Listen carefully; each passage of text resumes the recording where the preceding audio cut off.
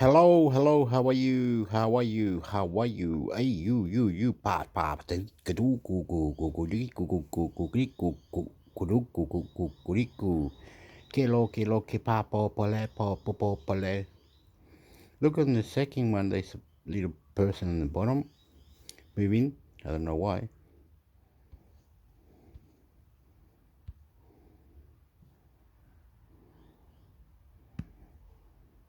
Okay, the government, Australia, government, Australia, government, Australia. What is going on? Government, Australia, government, Australia. News Australian Government Department of Foreign Affairs and Trade. Latest news. The governments of the United States, Australia, Canada, the Czech Republic, Finland, France, Japan, the Republic of Korea, Sweden, and the United Kingdom concur on these shared principles for the research and development of 6G wireless communication systems. 27th February 2024. Category: International Relations. 2 years on. Australia stands with Ukraine. 2 years on since Russia's full-scale invasion of Ukraine, Australia mourns Ukraine's losses, and we stand unwavering in our support for Ukraine's sovereignty and territorial integrity. 24th February 2024. Category: International Relations. Australia notes the initial results of Pakistan's Who gives a fuck with you fucking? You get fucking, you fucking. We're gonna protest about you going to Ukraine or other wars anyway. We're protesting next fortnight.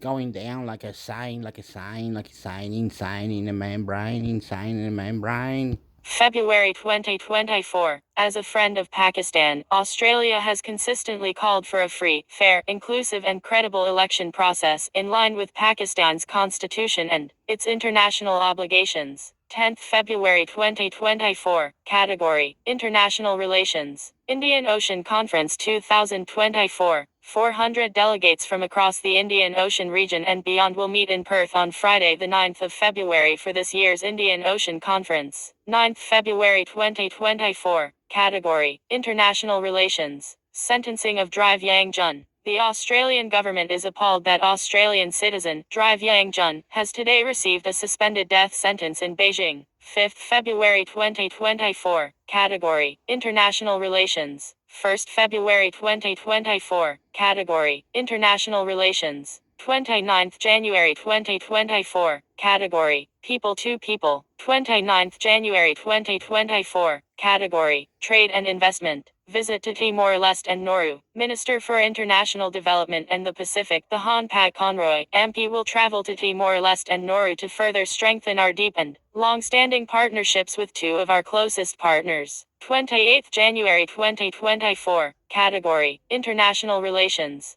25th January 2024. Category: People to People. Visit to Indonesia. Assistant Minister for Trade, Senator Tim Ayres, will travel to Indonesia to reinforce our commitment to strengthening trade and investment with one of our closest neighbors. 24th January 2024. Category: Trade and Investment. 24th January 2024. Category: International Relations. 23rd January 2024. Category: International Relations. 23rd January 2024. Category: International Relations. 20th January 2024. Category: International Relations. 16th January 2024. Category: International Relations. 15th January 2024. Category: International Relations. Australia congratulates Drive Lai Ching-te on his victory in the Taiwan elections held on 13th January. 14th January 2024. Category: International Relations. Australia-Korea Foundation grant recipients. The Minister for Foreign Affairs, Senator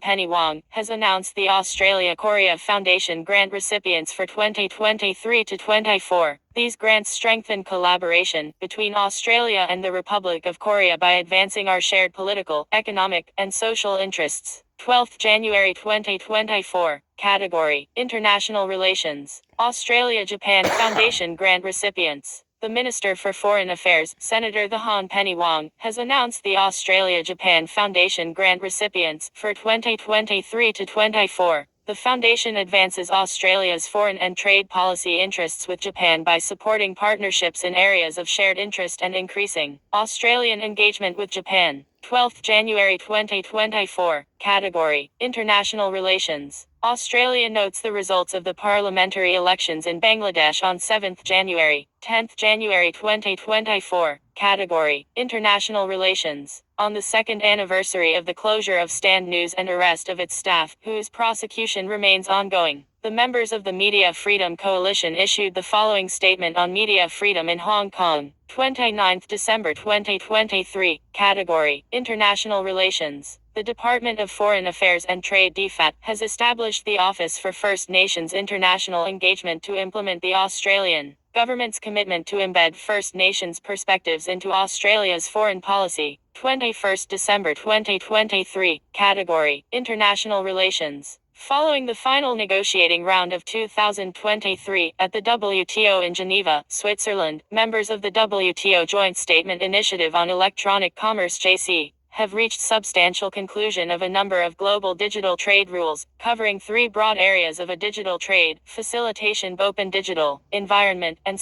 business and consumer trust. This marks a significant milestone in the JC, which commenced negotiations in January 2019. 20th December 2023, Category, Trade and Investment. The undersigned condemn healthy interference with navigational rights and freedoms in the waters around the Arabian Peninsula, particularly the Red Sea. 19th December 2023, Category, International Relations. Australia, Japan, Spain, the United Kingdom and the United States have supported the development of the Blue Dot Network as a multilateral effort to promote principles of sustainable infrastructure development around the world. 19th December 2023, Category, Trade and Investment. The article of 17th December published in The Herald Sun and other News Corp mastheads concerning the Australian High Commission in London contains a number of errors and misrepresentations, which we correct. DFAT has asked The Herald Sun and its partner journals correct the record to reflect the facts provided to it by the Department of Foreign Affairs and Trade on 15th December, and to reflect the additional facts DFAT has provided to it below in response to the article. 19th December 2023, Category, Correcting the Record. Australia, Belgium, Canada, Denmark, the European Union, Finland, France, Ireland, Luxembourg, the Netherlands, Norway, Spain, Sweden, Switzerland, and the United Kingdom call on Israel to take immediate and concrete steps to tackle record-high settler violence in the occupied West Bank. 15th December 2023, Category, International Relations. Australia is gravely concerned about the dire humanitarian situation in Gaza. 13th December 2023, Category, International Relations. 13th December 2023, Category, Trade and Investment. The 5th RCEP Joint Committee (RJC) was held in Manila, the Philippines on 29 to 30th November, co-chaired by Indonesia and Australia. 12th December 2023, Category, Trade and Investment. The Australian government shares the grave concerns of the Philippines government about a pattern of dangerous actions conducted by Chinese vessels against Philippines vessels and crew in the South China Sea. 12th December 2023, Category, International Relations. 9th December 2023, Category, International Relations. 9th December 2023, Category, Trade and Investment. 8th December 2023, Category, International Relations. Prime Minister of Australia and the Prime Minister of Papua New Guinea signed the agreement between the Government of Australia and the Government of Papua New Guinea on a framework for closer security relations. 7th December 2023, Category, Countries, Economies and Regions. Australia-Japan Foundation Board Appointments. The Australian government has appointed Professor Wesley Enoch AM and Ms. Lenny Boxtel to the board of the Australia-Japan Foundation. Both appointments will contribute to the goals of the foundation and bring their diverse experience to support our bilateral relationship with Japan. 28th November 2023, Category, International Relations. Australia-Korea Foundation Board Appointments. The Australian government has appointed Drive Pippa Dixon and Drive Peter K. Lee to the board of the Australia-Korea Foundation. They both bring diverse experience and unique perspectives to support the objectives of the foundation and enrich Australia's relationship with the Republic of Korea. 28th November 2023, Category, International Relations. The Department of Foreign Affairs and Trade hosted a virtual information session on the GGCIP on 21 November 2023, 28 November 2023, category, Trade and Investment. 22nd November 2023, category, International Relations. 21st November 2023, category, International Relations. New regional agreements to boost trade in the Indo-Pacific. Minister for Trade and Tourism, Senator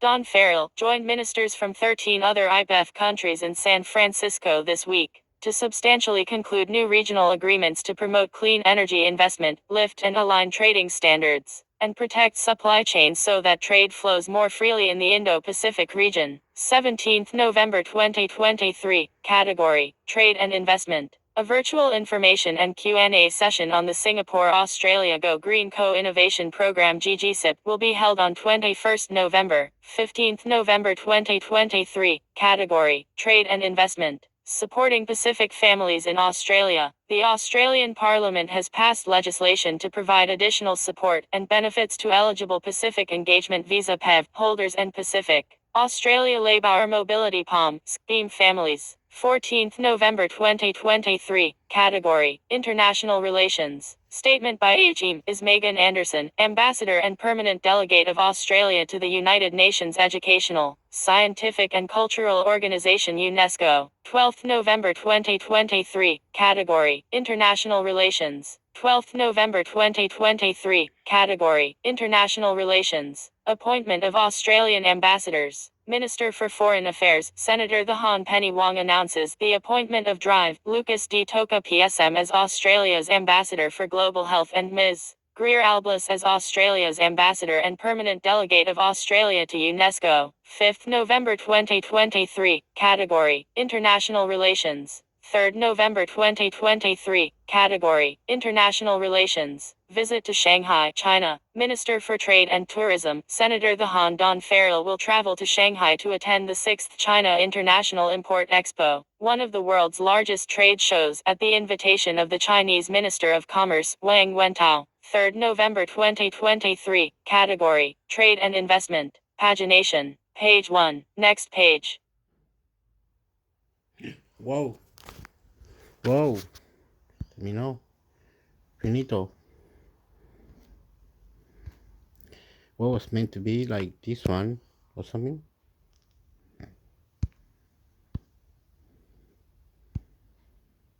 MEDA on collision course with Australian government after announcing end to journalism funding deals. Australian media. The Guardian. Australian media. MEDA on collision course with Australian government after announcing end to journalism funding deals. Facebook and Instagram's parent company Meta has set itself on a collision course with the Albanese government after announcing it will stop paying Australian publishers for news and plans to shut down its news tab in Australia and the United States. Meta informed publishers on Friday that it would not enter new deals when the current contracts expire this year. The news tab. Okay.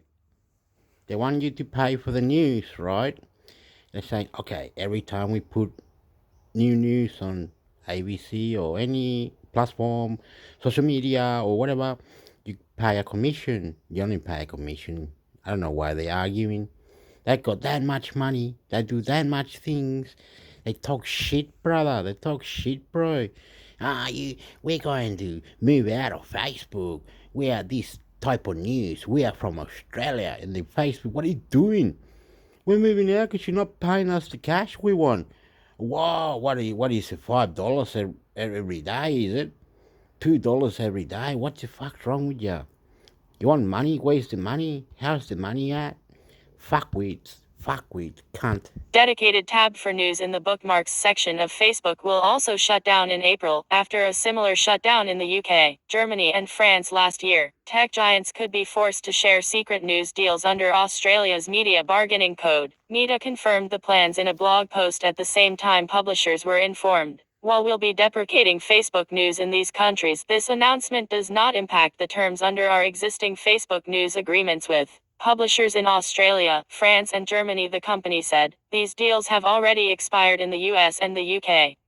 Additionally, to ensure that we continue to invest in products and services that drive user engagement, We will not enter into new commercial deals for traditional news content in these countries and will not offer new Facebook products specifically for news publishers in the future, the Prime Minister, Anthony Albanese, told reporters on Friday. The decision was not the Australian way. We know that it's absolutely critical that media is able to function properly and be properly funded. Journalism is important, and the idea that research and work done by others can be taken free is simply untenable, he said. The Communications Minister, Michelle Rowland, and Assistant Treasurer, Stephen Jones, called news media companies on Friday following the announcement, advising them the government would be taking all of the steps available under the News Media Bargaining Code. We're not talking about some plucky little startup, we're talking about one of the world's largest and most profitable companies, Jones said. It has a responsibility to ensure that it pays for the content that has been used on its platform, and frankly, that it's making millions and millions of dollars out of it, and so the government is adamant it will be backing the code, will be taking all of the actions that are available to us under the code. The ministers said the government is seeking advice from Treasury and the Australian Competition and Consumer Commission on next steps, which would be resolved quickly, Jones said. Nobody should be under any doubts about the government's resolve to ensure that we have a viable media industry in this country, Jones said. Meta said the decision was part of an ongoing effort to better align our investments to our products and services people value the most, and that people using Facebook News in Australia and the US had dropped by 80% in the past year. Sign up for Guardian Australia's free morning and afternoon email newsletters for your daily news roundup.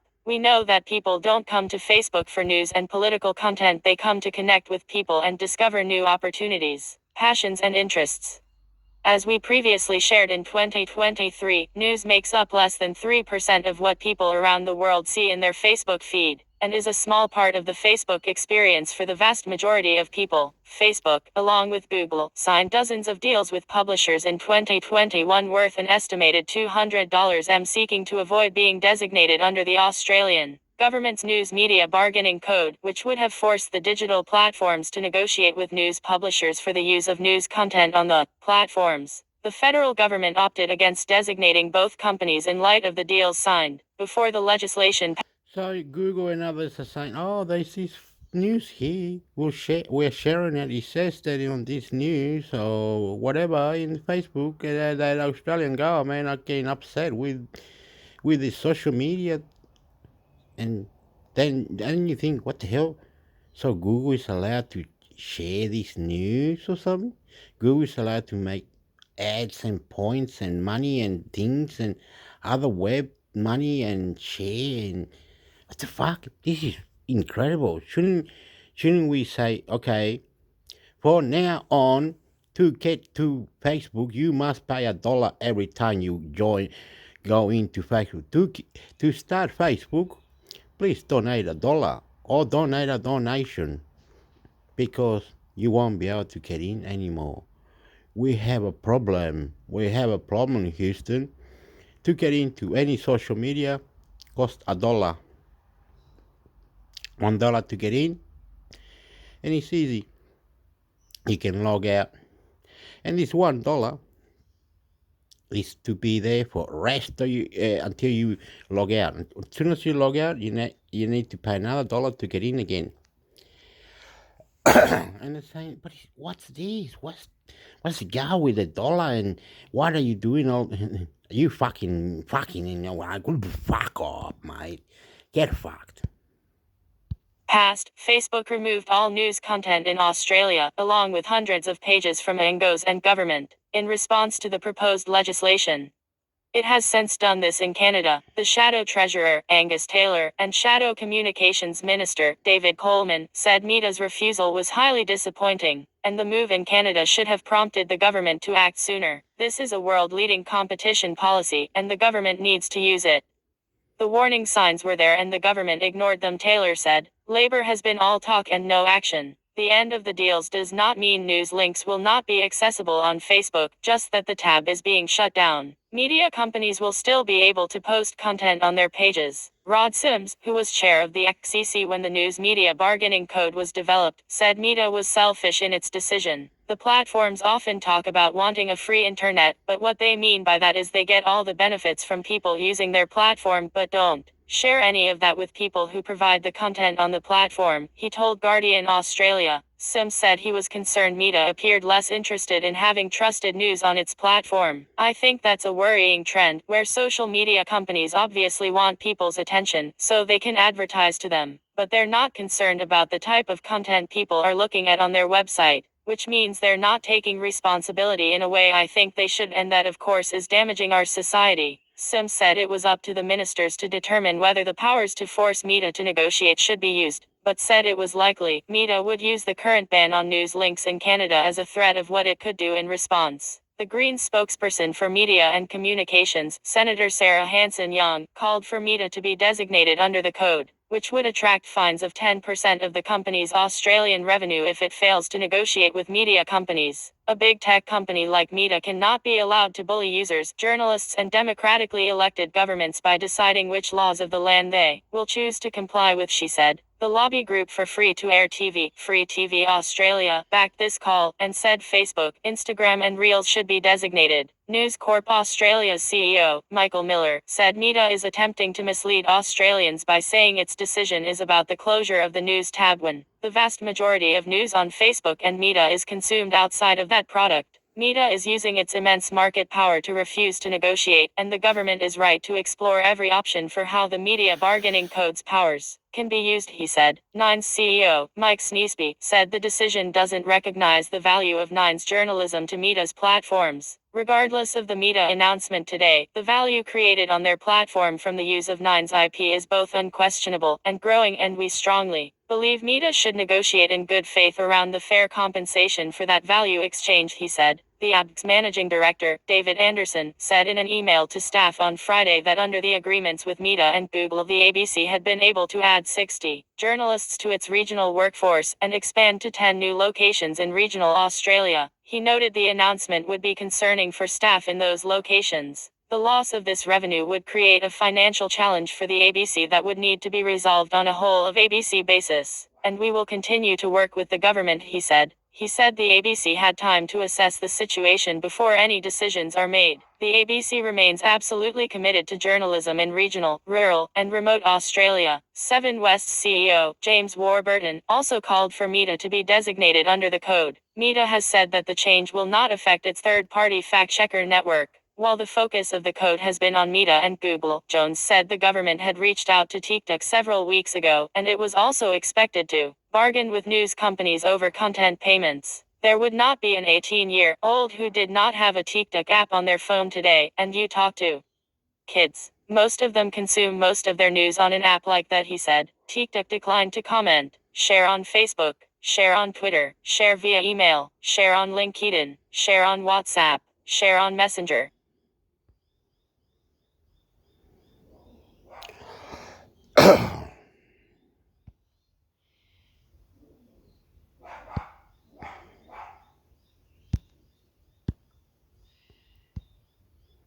TikTok, Apple News and Instagram should be included in news media bargaining code, Greens say. Australian media The Guardian. Instagram should be included in deals under the news media bargaining code to reflect the change in where Australians are consuming their news online. The Greens say more Australians now get their news on TikTok, YouTube, Apple News and Instagram than did back in 2021, and this should be reflected in the deals done under the code. The Greens Media and Communications spokesperson, Senator Sarah Hanson-Young, said on Friday, Meta announced it would not enter into new payment deals with news publishers in Australia after the current deals expire later this year. Sign up for Guardian Australia's free morning and afternoon email newsletters for your daily news roundup. The previous agreements, worth millions of dollars to news outlets over the past 3 years, were a compromise for Meta to avoid being forced into negotiations with news companies under the News Media Bargaining Code. A company could be fined 10% of its Australian revenue if it refused to negotiate.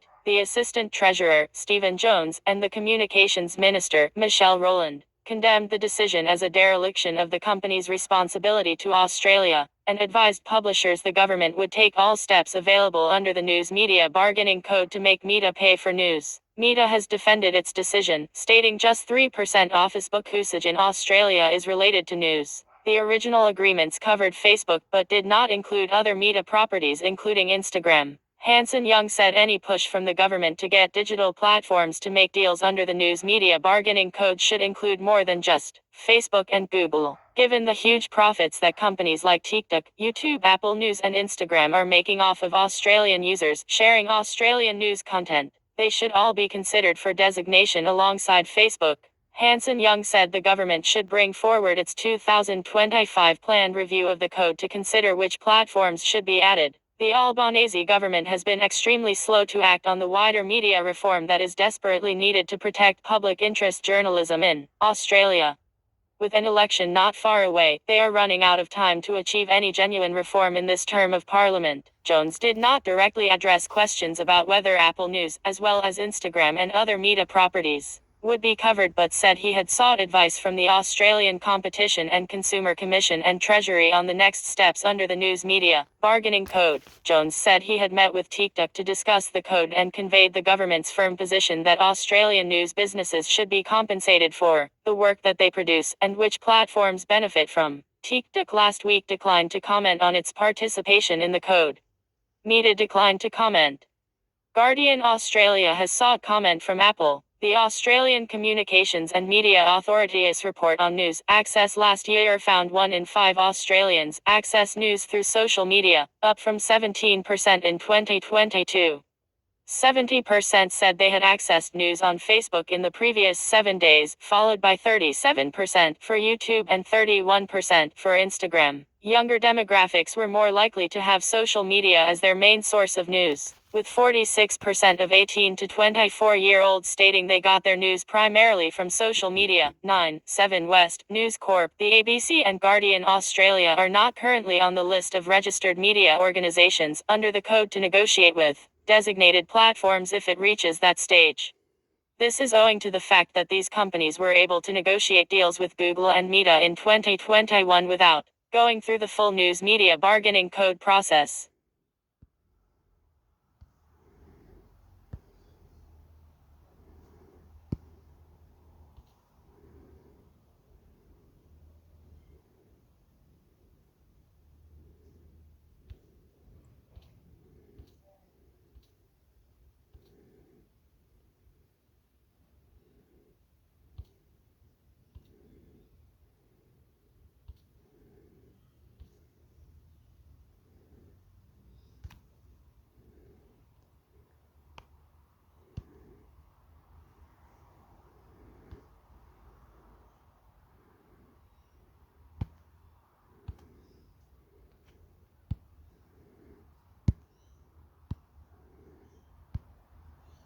Dunkley shows the Liberal Party's more of the same is not a path to government. Paul Karp, The Guardian. There is something for everyone in Dunkley's by-election result. For the Albanese government, Jody Bellia has held on to what is traditionally a marginal seat, even after the death of a popular local MP and in the midst of a cost of living crisis. For Peter Dutton and the Liberals, a bit of a swing, showing that attack lines about a tax on cars can do real damage, and the suggestion a path back to office through the outer suburbs is more than just a conservative fever dream. Over on Sky, Peter Credlin said the bullish early results showed the strategy's right, the positioning is right. Of course, the strategy is to falsely claim that a fuel efficiency standard, which will give Australians choice of more efficient cars, amounts to a tax. But, hey, there are votes in it. When the results soured for the Liberals and it became clear they would fall short, Credlin's prescription was that the opposition needed more of the same to go one better next time. On Thursday, Dutton said that a swing of 3% or more would be disastrous for the government, an overstatement that indicated that's what he expected to receive.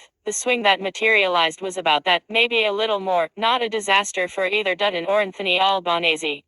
More like par. It was a typical swing against the government in a by-election. The deputy Liberal leader, Susan Ley, concocted the most bizarre metric to declare victory. If the swing were replicated at the federal election, they never. Our by-elections are their own beast. The coalition would win 11 seats, enough to form government, she said. That a minority government is the coalition's best-case scenario says a lot about their desire to put a brave face on a lukewarm result. Sign up for Guardian Australia's free morning and afternoon email newsletters for your daily news roundup. But Labor cannot afford to be complacent. And, in fairness, they have not been. Albanese returned from the Christmas break determined to do something significant to help struggling households, and smashed the Stage 3 income tax cut piggy bank to redistribute more to low minus and middle income earners. The Deputy Prime Minister, Richard Marles, said early on Saturday night before a single vote count had been reported that Labour would continue listening to the electorate regardless of the result. The subtext was clear: win or lose, Labour knew going into Saturday's context that it needs to offer more cost of living relief. Marles and Balia confirmed as much when they took to the stage to declare victory. There is reason to cheer for Labour. If Dutton can't win a seat after 13 interest rate rises and after Albanese's side lost the Indigenous voice referendum, maybe the regional and outer suburban strategy isn't the panacea for liberal woes that Dutton and Credlin think. Or maybe it is the right strategy, but Dutton is not the right leader to execute it, not outside the core demographics of Queensland, blokes and over 55s. With inflation softening, Labour's hope is that the Reserve Bank will have started cutting interest rates by the time of the next election, due by May 2025. Saturday night's result shows that, if Labour's management of the economy comes good in the second half of the term, it need not lose seats to its right. The Greens' vote went backwards by about 4%, a result blamed on the presence of Victorian Socialists and Australian Democrats. Despite the long-term decline in the major party vote, majority Labour government is still possible, but as the once-in-a-100-year win for the government in the Aston by-election showed, these are just snapshots that say a lot about one moment in time and very little about how the next election will go. You can bet Dutton's scare tactics on the new car and ute tax that's not a tax, the cost of living crisis, and immigration will continue. Perhaps one of the great remaining wild cards will be when and how much policy Dutton will actually get around to announcing. In Dunkley, Labour campaigned not just on having done something significant with income tax cuts. It hammered Dutton for offering negativity and no real solutions of his own. Where will the nuclear power plants go? Who will pay for them? What is the ideal level of migration? Just how will the coalition restore Stage 3 tax cuts, when Labour has already given the dash away to those doing it tough? Can the coalition stay united on net zero emissions by 2050, let alone agree to the more ambitious interim targets the Earth needs? So many questions remain to be answered. Labour won the by-election not just in the narrow sense of retaining the seat, but also because it already knows what it needs to do with the result and every day to the election. The danger for the coalition is that a swing of a bit more than 3 or 4% is just enough to convince them they're on track to shake the Albanese government loose, but not enough to prompt them to craft any solutions of their own. Perhaps they won't need policy, perhaps the scares will be enough. All we can say with certainty is, tonight they were not. Okay. Who knows? Who cares? Who knows? Who cares? Who knows? Who cares? It's just that the government getting some votes for one part of the party, one other party, and then the Greens gets this vote, they get that vote. People don't like what they're saying over here and what they're saying over there. The people who are living beautiful life are scared that the government might say, oh, United States has promised us, oh, United States will take some more army this, army that, oh, United States, oh, United Kingdom, or whoever it was, China, Japan, Singapore, Indonesia, Papua New Guinea, oh, Argentina, oh, this, that, oh, come on. When you're going to stop making this family who are beautiful scared because they think they're going to lose their house because they might not buy it from the higher bidder or live the higher life or whatever. It's crap. It's crap. Anyway, upa, upa, upa. Tomenam param pupa.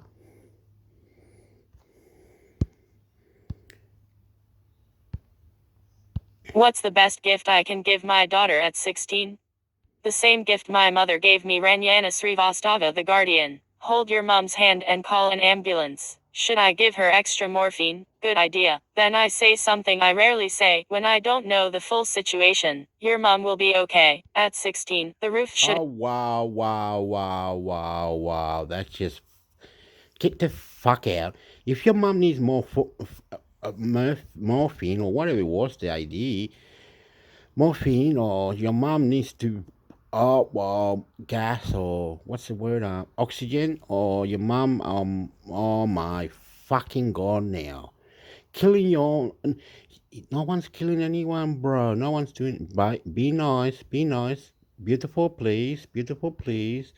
Fuck you. Like this on your life, but it sometimes does for this courageous carer of a terminally ill mother, and I am sympathetic. Thankfully, a short hospital stay restores my patient, thus inserting a good chapter in a bad story. That evening I am dictating letters and mulling daughters as caregivers when a question slices my attention. How much can I spend on your card? On the eve of turning 16, my daughter is out with friends, an idea I vaguely remember endorsing. I'm happy to pay for dinner, she says, flaunting her newfound bank from a minimum wage job. You don't have to, I offer. Okay, then. Now, I am tempted to play dumb. What dinner? What card?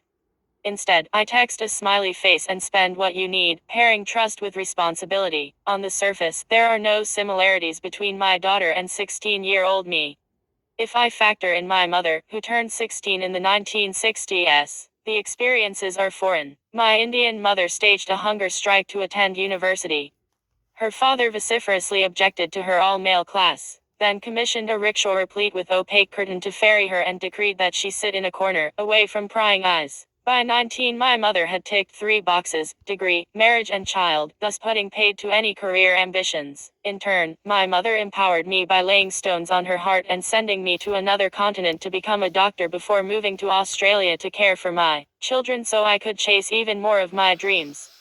Recently, my daughter emailed me an impressive application to study abroad with a request to sign here. No hunger strike or empowerment needed. It's never dull being the mother of a modern young woman, but, as a doctor, I can't help noticing things that raise questions about the pace of progress. My daughter was born to the joke that finally, someone could take us to our old age appointments.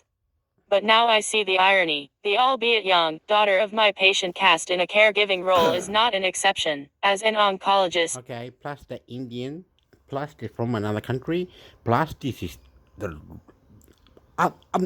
Fuck. Fuck. How sad.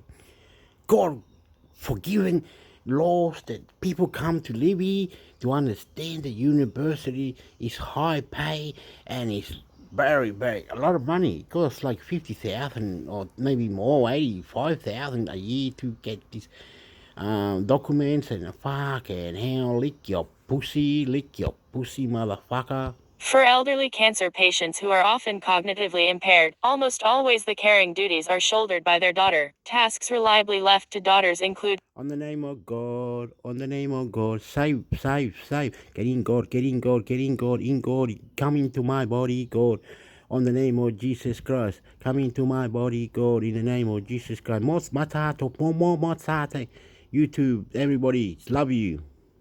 cooking, cleaning, shopping, entertaining, and future planning. Most calls to book, cancel, or reschedule appointments are made by a daughter and occasionally, a daughter-in-law. And beyond these obvious tasks, I witness an unshakable cognitive load of caregiving that is rarely acknowledged and never remunerated. I meet devoted sons, too, but in my experience, they manage to confine their role and delegate responsibility, unlike their sisters. The 2023 Nobel laureate Claudia Goldin disproved the conventional wisdom that women earn less because they choose lower-paying careers. The gender wage gap, on average of 12% in the Act, is created by the motherhood penalty and women's desire for flexibility, which is utilized for all manner of caregiving.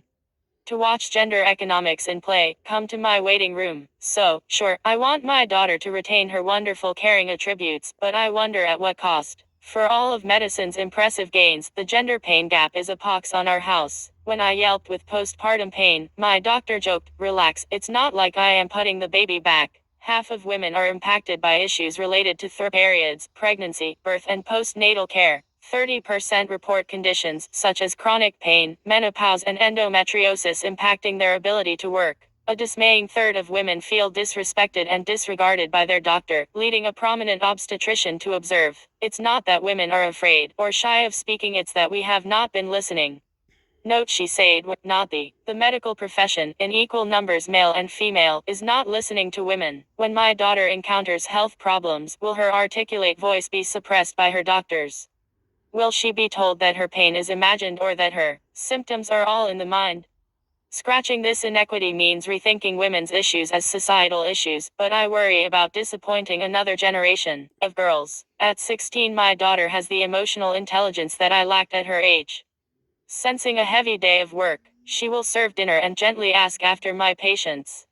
When she is exhausted, she preempts her terseness with an apology. She is the most likely to diffuse tension, share credit and give praise. And when I neglect my parents, she provides a fine cover. Since her brothers may be reading this, I must confess they are very good too, but we all agree that her conscientiousness is of a different caliber. I would say that this is the kind of difference between the contributions of sons and daughters that I see at work, although I am happy to be told otherwise. Heading into the second act of my life, I want to grow old delighting in my daughter's finest qualities. But I also hope that when life tugs her in many different directions, she will resolutely be her own best advocate. It is said that a mother who radiates self-acceptance vaccinates her daughter against low self-esteem. It has taken me decades to realize that this is how my mother shaped me into the person I am today. My daughter is 16 and I don't know what to get her. Perhaps the best birthday gift is to stop worrying about how she will turn out and take quiet stock of myself. Ranjana Srivastava is an Australian oncologist, award-winning author and Fulbright scholar. Her latest book is called A Better Death.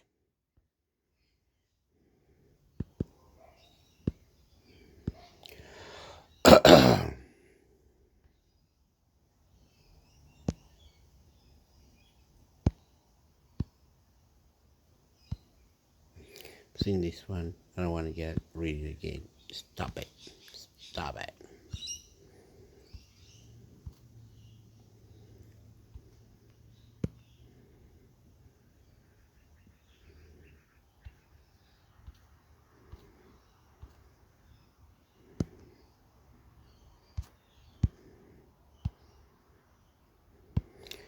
Australian government is mostly foreign affairs and all that is good, but sometimes not very good because they might not buy all the items or the gadgets or all the things that Australia might provide, like mining, gold, silver, petrol, gold, gas, and cow, sheep, dog, cat, whatever. They might not buy everything. I don't understand that. Many things could be, but sometimes it's not like this. Sometimes it's best to keep bite your tongue and bite the bullet, and you know what I mean. Fight the power.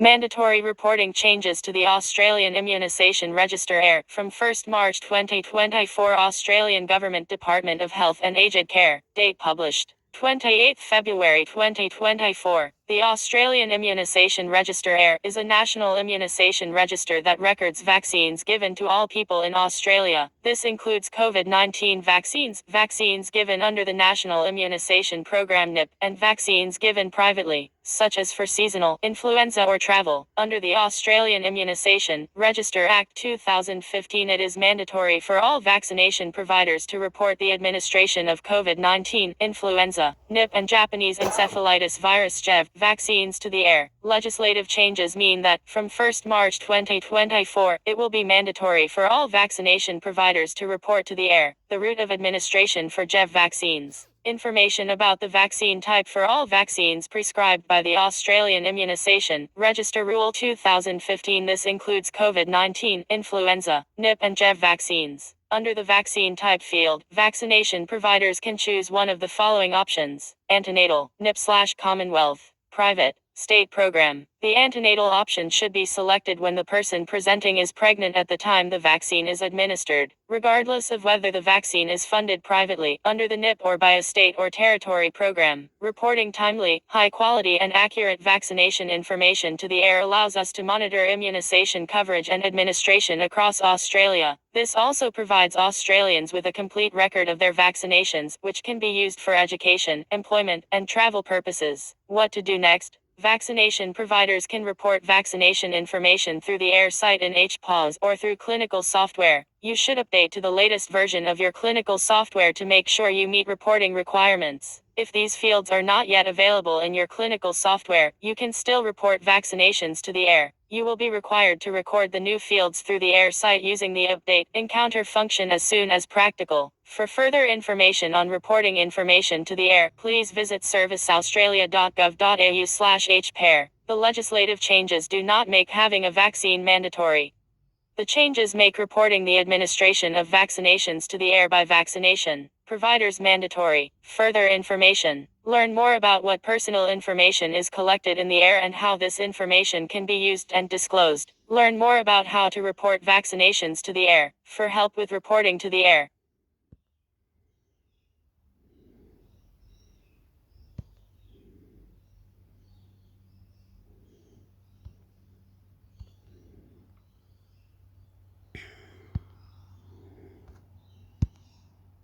This is what they're talking about. They don't fucking you. Fucking you wouldn't get fucked, motherfucker. Go into it. Fucking God bless you. More medicines available for 60-day prescriptions. Australian Government Department of Health and Aged Care. Date published 5th March 2024. From 1st March 2024, the range of Pharmaceutical Benefits Scheme PBS medicines available on 60-day prescriptions expanded. This will give more Australians twice the amount of their medication on a single prescription. Now almost 200 medicines are available for a 60-day prescription. The new medicines now available for a 60-day prescription will support patients who live with a stable ongoing health condition such as androgen deficiency, arthritis, breast cancer, bipolar disorder, diabetes, epilepsy, hypothyroidism, incontinence, menopause, migraine, prostate cancer, prostate enlargement. When the rollout of medicines is complete by September 2024, around 300 medicines will be available for a 60-day prescription. This will help more than 6 million Australians who need regular medication. For more information, visit www.health.gov.au/cheaper medicines. Well, that was quick. Gotta get out of this one.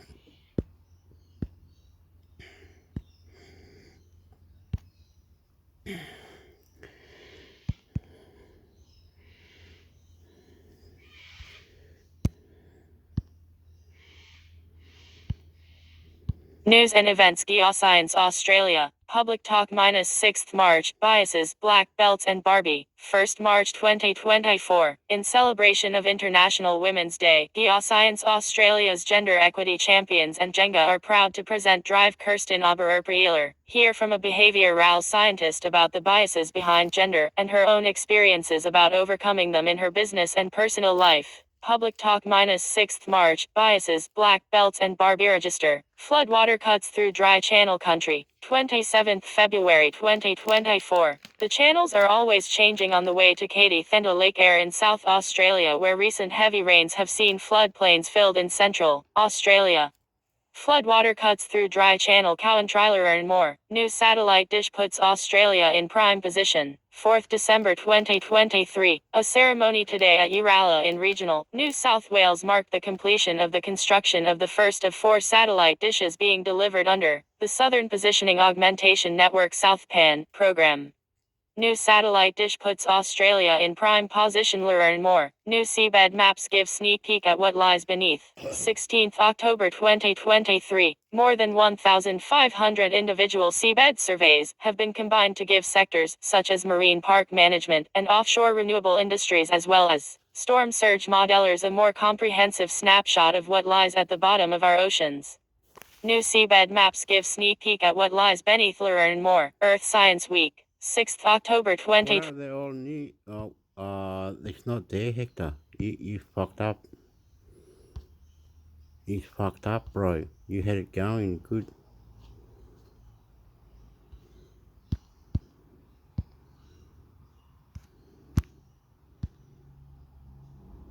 So all this fuck up. Australia. Caring for country. Australia with the piss with the blood. Australia with the piss with the blood. One crime, 2 piss to the glove, with the piss to the glove. One time, 1 piece, what to the glove. We don't break the breaker with a break the taker. We don't break the breaker with a take the taker. You wanna fuck you are. You no get to what you want. You need to comply. You need to apply. Fuck you are, yeah, genocide. What the fuck? Unite, nation to nation, combination, compo to passion. Afa, yeah. Australia strengthens ties with First Nations Rangers. Geoscience Australia. First Nations peoples hold the original knowledge of our land and sea. By linking their caring for country activities with Geoscience Australia's Earth, science data and knowledge, we can work together to achieve better outcomes to create a holistic view of our nation. Through Geoscience Australia's Exploring for the Future program's Geoscience Knowledge Sharing Project, the organization is working with First Nations groups in Queensland and the Northern Territory. Geoscience Australia's Chief Scientist Drive, Steve Hill, and Geoscience Knowledge Sharing Project team members Drive, Meredith Orr, and Drive, Stephanie Rees recently traveled to northwestern Queensland for collaborative work with the Lake Eyre Basin Rangers, a First Nations ranger team hosted by the Dugulngi Aboriginal Corporation. The Njolanji Didhanu people operate the Ranger Program and Corporation as a social enterprise to support traditional custodian groups in caring for country throughout the Lake Eyre Basin in Queensland. Geoscience Australia believes genuine engagement, two-way communication, and knowledge sharing is integral to building partnerships with diverse stakeholders. The trip focused on strengthening these important ties and combining First Nations knowledge with Geoscience Australia's data and expertise. Lake Eyre Basin Camul Cave. Geoscience Australia is well placed for these partnerships because our earth science data and knowledge of Australia's landscape systems are fundamental to reading and living with country. Drive Hill said. The Lake Eyre Basin Rangers provide natural resource management and heritage protection services across the Lake Eyre Basin to traditional custodian groups, landholders, local government, and natural resource management bodies. The group is especially active in Western Queensland, where Geoscience Australia is learning to integrate geoscience with traditional ways of reading and understanding country. Geoscience Australia staff have been working with and training the Lake Eyre Basin Rangers to systematically describe soil profiles and integrate this information with land, water, and ecosystem management.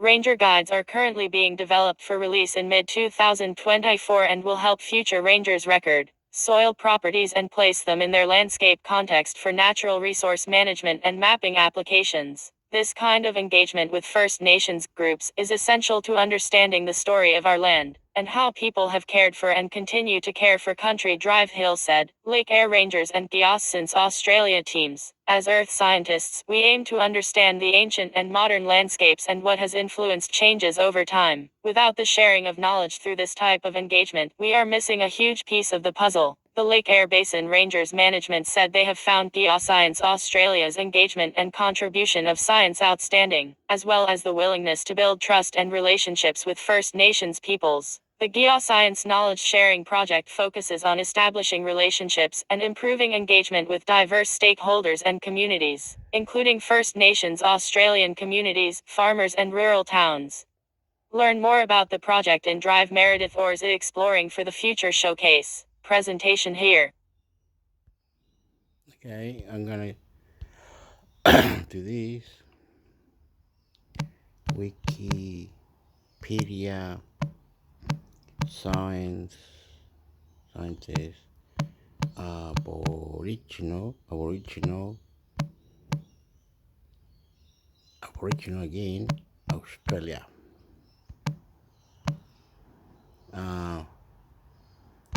Land, water, music, Wikipedia. Come on, bring it on, mate. We're on fucking some shit we never fucking did.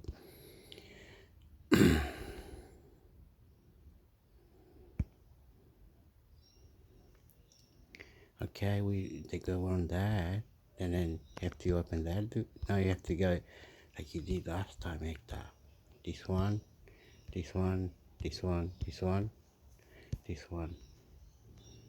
Okay, and then you gotta read all that, do you? How do you read that? What? Opa, ¿qué pasó, po? What have you done, bro? Go back. Maybe not all open because this one look yucky. No, not that one, bro.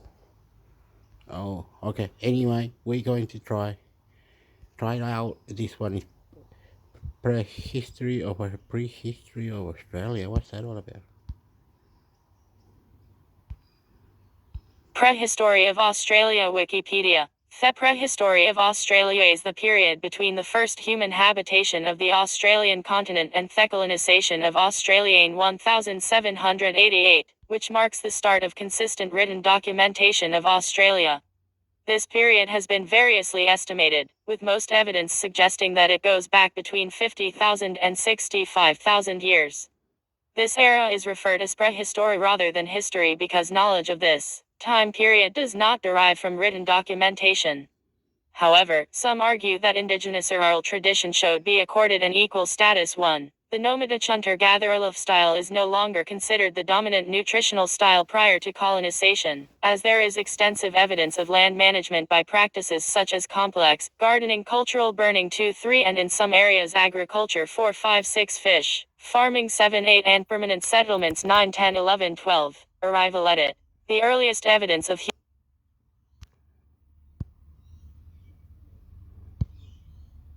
Prehistory of Australia. Wikipedia. The prehistory of Australia is the period between the first human habitation of the Australian continent and the colonization of Australia in 1788, which marks the start of consistent written documentation of Australia. This period has been variously estimated, with most evidence suggesting that it goes back between 50,000 and 65,000 years. This era is referred as prehistory rather than history because knowledge of this time period does not derive from written documentation. However, some argue that indigenous oral tradition should be accorded an equal status. 1. The nomadic hunter-gatherer lifestyle is no longer considered the dominant nutritional style prior to colonization, as there is extensive evidence of land management by practices such as complex gardening, cultural burning 2-3, and in some areas agriculture 4-5-6, fish farming 7-8, and permanent settlements 9-10-11-12. Arrival edit. The earliest evidence of humans in Australia has been variously estimated, with most agreement as of 2018 update that it dates from between 50,000 and 65,000 years BP 1314. There is considerable discussion among archaeologists as to the route taken by the first migrants to Australia, widely taken to be ancestors of the modern Aboriginal peoples. Migration took place during the closing stages of the Pleistocene, when sea levels were much lower than they are today. Repeated episodes of extended glaciation during the Pleistocene epoch resulted in decreases of sea levels by more than 100 meters in Australasia. 15 people appear to have arrived by sea during a period of glaciation, when New Guinea and Tasmania are joined to the continent of Australia. The continental coastline extended much further out into the Timor Sea, and Australia and New Guinea formed a single landmass known as Sahel, connected by an extensive island bridge across the Arafura Sea Gulf of Carpentaria and Torres Strait. Nevertheless, the sea still presented a major obstacle, so it is theorized that these ancestral people reached Australia by island hopping. 15. Routes have been proposed. One follows an island chain between Sulawesi and New Guinea, and the other reaches northwestern Australia via Timor. 16. Rupert Gerritsen has suggested an alternative theory involving accidental colonization as a result of tsunamis. 17. The journey still required sea travel, however, making them some of the world's earliest mariners. 18. In the 2013 book First Footprints, the epic story of the first Australians, Scott Conn writes that the first wave may have been prompted by the eruption of Toba, and if they arrived around 70,000 years ago, they could have crossed the water from Timor when the sea level was low, but if they came later, around 50,000 years ago, a more likely route would be through the Moluccas to New Guinea. Given that the likely landfall regions have been under around 50 meters of water for the last 15,000 years, it is unlikely that the timing will ever be established with certainty. 19. Dating of sites. Edit. The minimum widely accepted time frame for the arrival of humans in Australia is placed at least 48,000 years ago. 20. Many sites dating from this time period have been excavated. In Arnhem Land Majadbib, formerly known as Malakunanya II, fossils and a rock shelter have been dated to around 65,000 years old. 1421. According to Mitochondrial DNA research, Aboriginal people reached Edward Peninsula, South Australia 49,000 to 45,000 years ago from both the east, clockwise, along the coast, from northern Australia, and the west anti-clockwise. 22. 189. Radiocarbon dating suggests that they lived in and around Sydney for at least 30,000 years. 23. In an archaeological dig in Parramatta, Western Sydney, it was found that some Aboriginal peoples used charcoal, stone tools, and possible ancient campfires. 24. Near Penrith, a far western suburb of Sydney, numerous Aboriginal stone tools were found in Cranebrook Terraces gravel sediments having dates of 45,000 to 50,000 years BP. This would mean that there was human settlement in Sydney earlier than thought. 25. Archaeological evidence indicates human habitation at the Upper Swin River, Western Australia, be about 40,000 years ago. 26. In 1999, Charles Dorchidentified Chururtan calcrete flakestone tools, found at Trotna-style land in Western Australia, as possibly dating to at least 70,000 years ago. 2728. This seems to tie in accurately with the /14 results of a flint tool found embedded in Tamala limestone Aminazoni C29, as well as both mtDNA and Y chromosome studies on the genetic distance of Australian Aboriginal genomes from African and other Eurasian ones. Citation needed. A 2018 study, using Gokio-botanidated evidence of human habitation, at Karnatukal Serpents Glen, in Thekara-Narvan Rangine The Little Sandy Desert in Wa at around 50,000 years 20,000 years earlier than previously thought, and it was shown that human habitation had been continuous at the site since then. 3132. Tasmania, which was connected to the continent by Allen Bridge, was inhabited at least 30,000 years ago. 3334. Others have claimed that some sites are up to 60,000 years old, but these claims are not universally accepted. 35. Palynological evidence from southeastern Australia suggests an increase in fire activity, dating from around 120,000 years ago.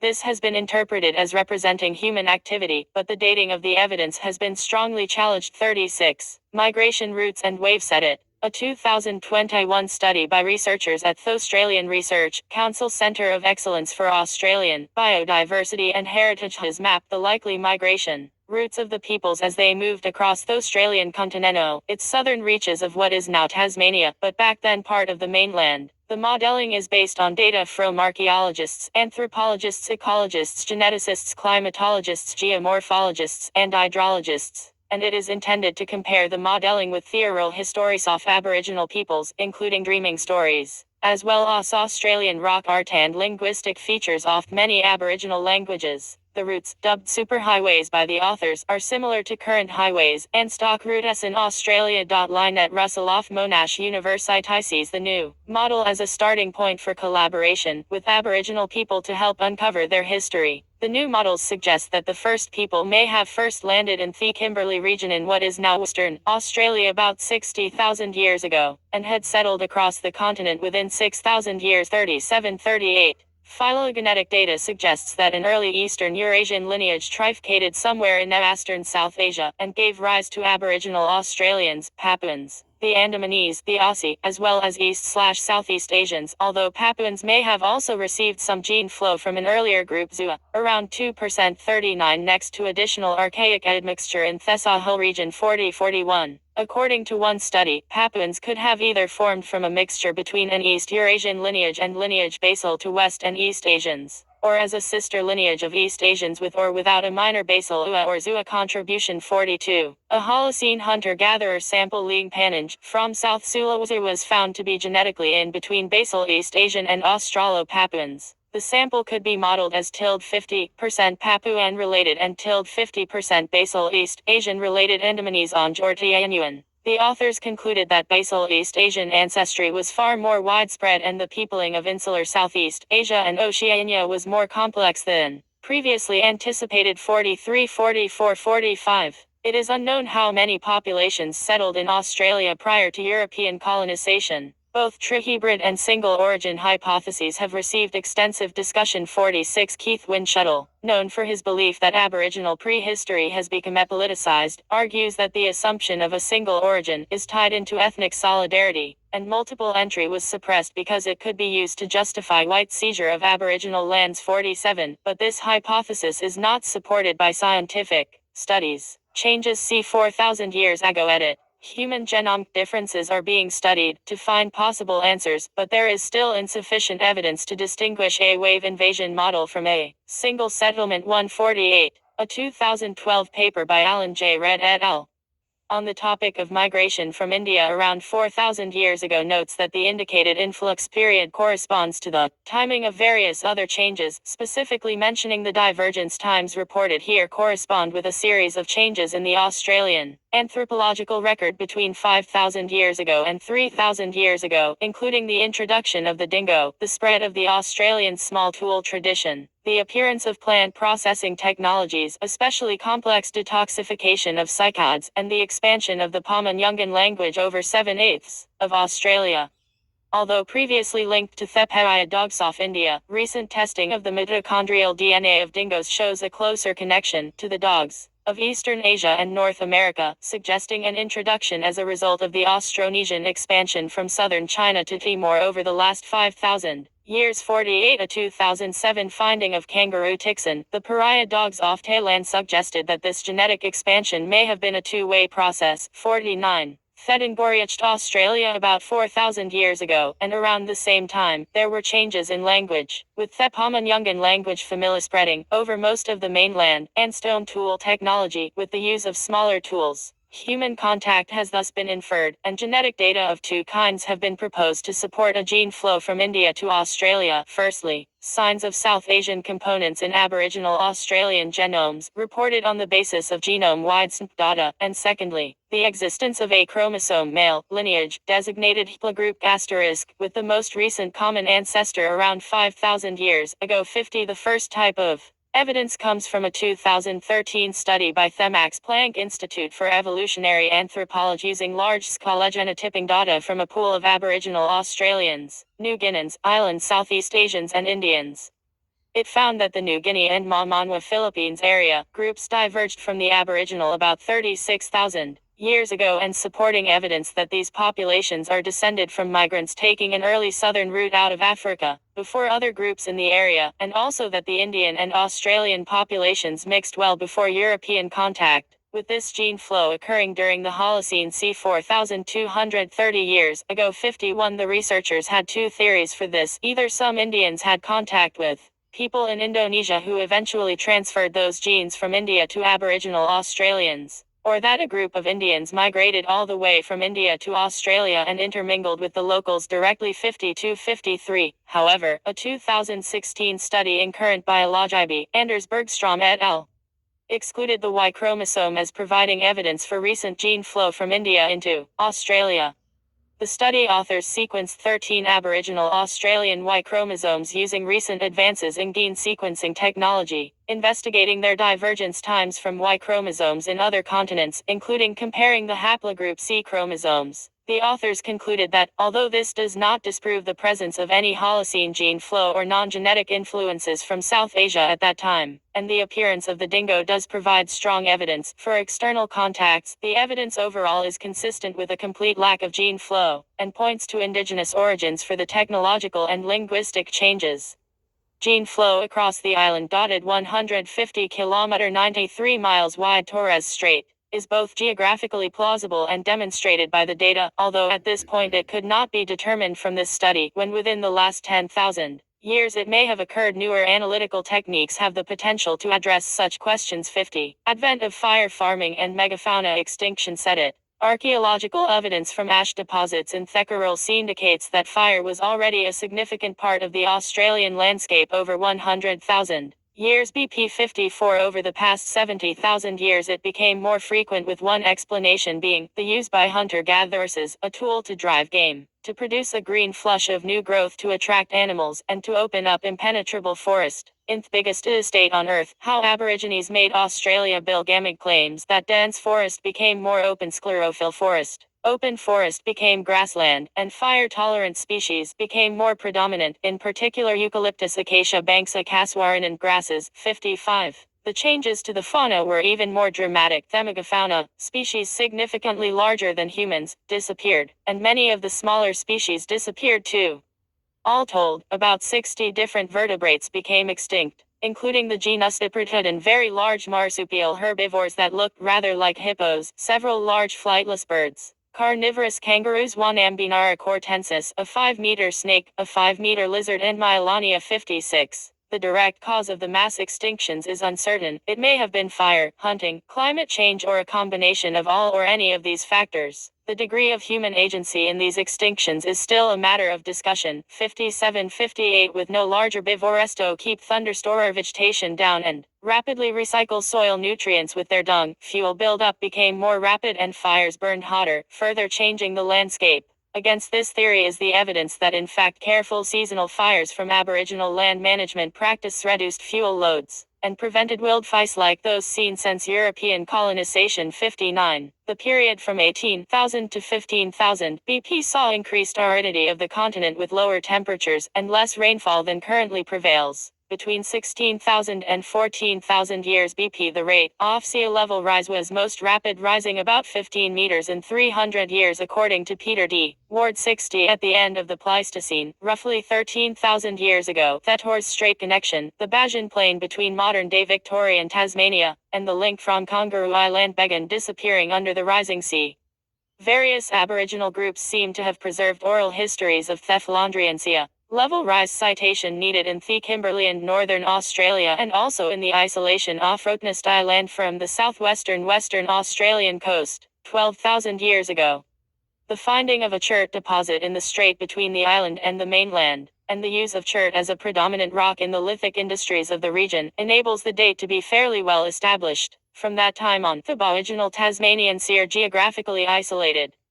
By 9,000 years BP, small islands in Bass Strait, as well as Kangaroo Island, are no longer inhabited. Linguistic and genetic evidence shows that there has been long-term contact between Australians in the far north and Thostronesia and People of modern-day New Guinea and the islands, but that this appears to have been mostly trade with a little intermarriage, as opposed to direct colonization. Mawcasan Prausari also recorded in the Aboriginal stories from Brumato Thegulf of Carpentaria, and there were some semi-permanent settlements established, and cases of Aboriginal settlers finding a home in Indonesia, culture and technology at it. The last 5,000 years were characterized by a general amelioration of the climate and an increase in temperature and rainfall, and the development of a sophisticated tribal social structure. 61 The main items of trade were songs and dances, along with flint, precious stones, shells, seeds, spears, food items, etc. Although it was traditionally thought that Australian Aboriginal people were exclusively hunter-gatherers, as reported by Captain Cook, recent research strongly suggests that forms of taro yam were planted and grown on land prepared for the purpose in some areas, and this may have been associated with more settled communities. Despite the presence of agriculture and permanent settlements, Neolithic is not usually used with reference to Australian prehistory. 62. The Pama-Nyungan language family, which extends from Cape York to the southwest, covered all of Australia except for the southeast and Arnhem Land. There was also a marked continuity of religious ideas and stories throughout the country, with some Isonglines crossing from one side of the continent to the other. The initiation of young boys and girls into adult knowledge was marked by ceremony and feasting. Initiation rites included male genital mutilation, 63 ritual gong raping, 64 penile subincision, 65. Behavior was governed by strict rules regarding responsibilities to and from uncles, aunts, brothers and sisters, as well as in-laws. The kinship system observed by many communities included a division into moieties, with restrictions on intermarrying dictated by the moiety an individual belonged to. 66. Describing prehistoric Aboriginal culture and society during her 1999 Boyer lecture, Australian historian and anthropologist Inga Clendenin explained, they developed steepling thought structures, intellectual edifices, so comprehensive that every creature and plant had its place within it. They traveled light, but they were walking places and walking encyclopedias of natural history. Detailed observations of Natch elevated into drama by the development of multiple and multi-level narratives which made the intricate relationships between these observed phenomena memorable. These dramatic narratives identified the recurrent and therefore the timeless, and the significant within the fleeting, and the idiosyncratic. They were also very human, charged with moral significance, but with pathos and with humor, too. After all, Thedrium Timmy creatures were not austere divinities, but fallible beings who happened to make the world and everything in it while going about their creaturely business. Traditional Aboriginal culture effortlessly fuses areas of understanding which Europeans naturally keep separate: ecology, cosmology, theology, social morality, art, comedy, tragedy. The observed and the richly imagined fused into a seamless whole. 67. Infanticide estimated 30% of newborns, often as means of population and family size control, partly to preserve resources and to enable mobility, as only women carried young children. 68. And cannibalism. 69 are widely documented in many, but not all regions of the continent. Political and religious power rested with community elders rather than hereditary chiefs. Disputes were settled communally in accordance with an elaborate system of tribal law. Vendettas and feuds were not uncommon, especially when laws and taboos were broken. Cremation of the dead was practiced by 25,000 years ago, possibly before anywhere else on Earth. An early artwork in Cunalda Cave na Labor Plain has been dated back to 20,000 years ago. It has been estimated that in 1788 there were approximately 500,000 Aboriginal Australian people, although other estimates have put the figure as high as 1 million or more. These populations formed hundreds of distinct cultural and language groups. 71. Little interest was shown by white settlers in the bulk of the Aboriginal people, and so little is known of their cultures and languages. Diseases decimated some indigenous populations when they came into contact with the colonialists, and the frontier war swiped out many more. When Cook first claimed New South Wales for Britain in 1770, the native population may have consisted of as many as 600 distinct tribes speaking 250 distinct languages and over 600 distinct dialects and sub-dialects. 72, 73, 74. Contact outside Australia. Aboriginal people have no cultural memory of living anywhere outside Australia. Nevertheless, the people living along the northern coastline of Australia, in the Kimberley-Arnhem Land, Gulf of Carpentaria and Cape York, had encounters with various visitors for many thousands of years. People and traded goods moved freely between Australia and New Guinea up to and even after the eventual flooding of Thelen Bridge above rising sea levels, which was completed about 6,000 years ago. However, trade and intercourse between the separated lands continued across the newly formed Torres Strait, whose 150 kilometers wide channel remained readily navigable with the chain off Torres Strait Islands Sandreef affording intermediary stopping points. The islands were settled by different seafaring Melanesian cultures, such as the Torres Strait Islanders over 2,500 years ago, and cultural interactions continued via this route with the Aboriginal people of Northeast Australia. Indonesian Bajau fishermen from Thespis Islands, e.g. Banda, have fished off the coast of Australia for hundreds of years. Moccasin traders from Sulawesi regularly visited the coast of northern Australia to fish for trepang, an edible sea cucumber, to trade with the Chinese since, at least the early 18th century. There was a high degree of cultural exchange, evidenced in Aboriginal rock and bark paintings. The introduction of technologies, such as dugout canoes and items such as tobacco and tobacco pipes, Moccasin words in Aboriginal languages, e.g. Balanda for white person, and descendants of Malay people in Australian Aboriginal communities and vice versa, as a result of intermarriage and migration. 75. The myths of the people of Arnhem Land have preserved accounts of the trepang catching, rice growing Baijina people, who, according to the myths, were in Australia in the earliest times before the Moccasins.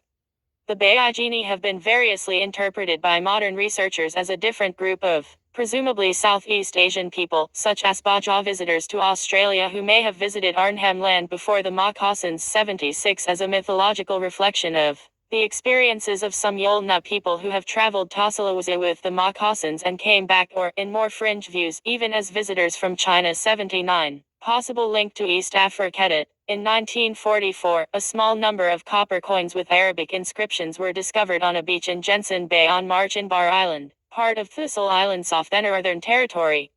These coins were later identified as from the Kilwa Sultanate of East Africa. Only one such coin had ever previously been found outside East Africa unearthed during an excavation in Oman. The inscriptions on the Jensen Bay coins identify a ruling sultan of Kilwa, but it is unclear whether the ruler was from the 10th century or the 14th century. This discovery has been of interest to those historians who believe it likely that people made landfall in Australia or its offshore islands before the first, generally accepted such discovery, by the Dutch sailor Willem Janszoon in 1606-80. See also edit. Australian Aboriginal Sacred Site, Australian Archaeology, Dreamtime, Aboriginal Mythology about Australian Prehistory, European Maritime Exploration of Australia, Jaukan Gorge Caves, destroyed in May 2020, Lake Mungo Remains, 10 Canoes, a 2006 film about Australian prehistory, reference edit. Mahuika, Nipia 14th November 2019. Rethinking Oral History and Tradition. Doi 10.1093/9,780,190,681,685.0001.0001. ISBN 978-0-19-0681685.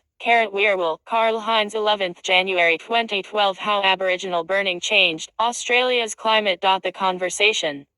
Retrieved 1 November 2023.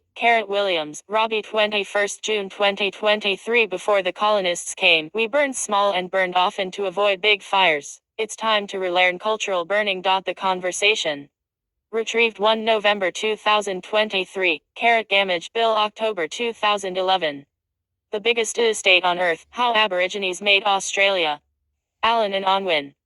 pp. 281, 304.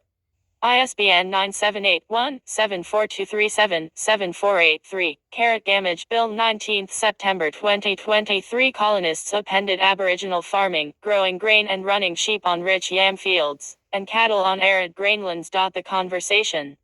Retrieved 1 November 2023.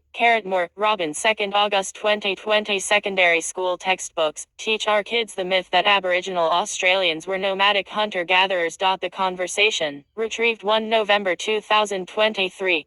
Bates, Badger, Westaway, Michael, Jackson, Sue 15 December 2022. Aboriginal people have spent centuries building in the Darling River. Now there are plans to demolish these important structures. The conversation. Retrieved 1 November 2023.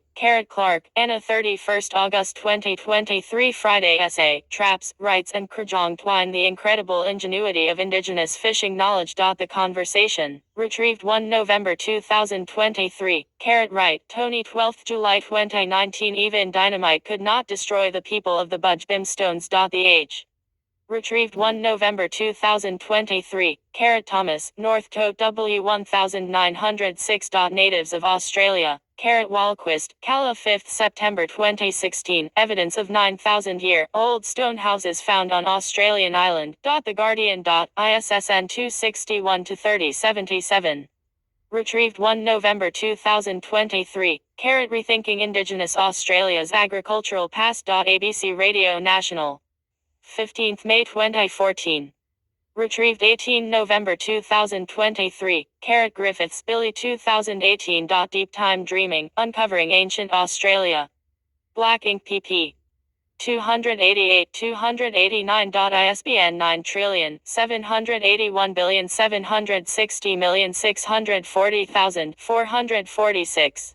Jump Up to Ab Clarkson, Chris, Jacobs, Zenobia, et al.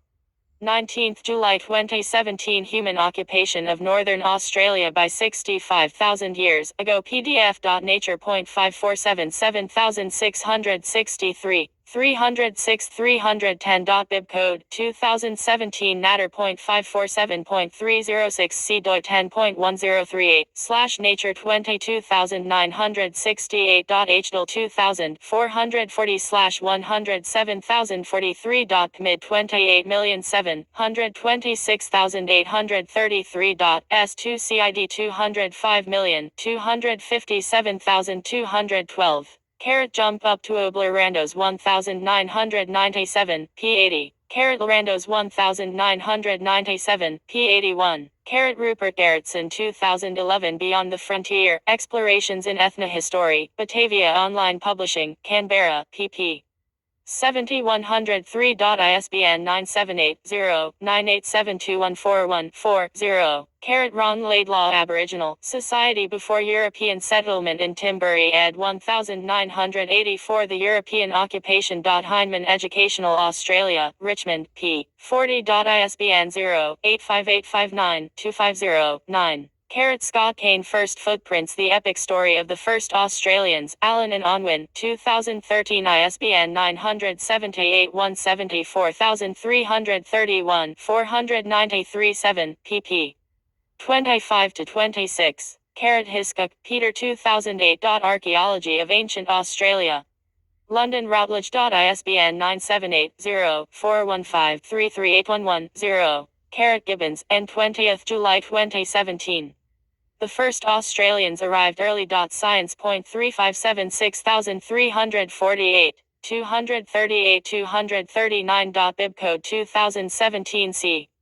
357.238 g.doi 10.1126 science.357.6348.238. Mid 28,729,491. Zuckerman, Gilad 2020. Revivalistics, From the Genesis of Israeli to Language Reclamation in Australia and Beyond. Oxford University Press. ISBN 9,780,199,812,790/ISBN 9,780,199,812,776.